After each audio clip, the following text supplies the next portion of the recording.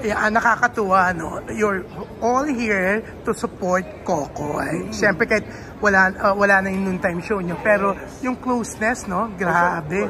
Oo, yeah. Yan. So, tsaka ibang Coco yun, galing. Siyempre, actually, parang siya yung pinakamagaling sa kanya. They're all good, pero ang galing niya, no? Iba yung lalim na kailangan ipakita ni Coco yun. Achieve naman niya. Kinaya mo ba?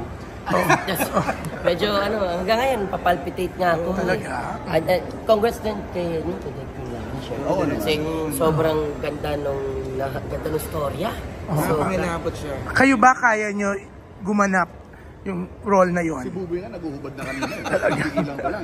Actually, naghubad na ako ng pantalon. So, Boy, nanonood lang tayo. Okay, nanonood lang kami. Buti naawat ako ng friends ko. Pero alam mo, it takes a very dedicated actor. Mismo. Hindi lahat kaya. Ako, sabi ko, hindi ko kaya. Hindi mo kaya? Hindi ko sure. Sa totoo lang. Pero ang ganda ng proyekto. Ang ganda-ganda. Ang ganda. Hindi natin masasabi.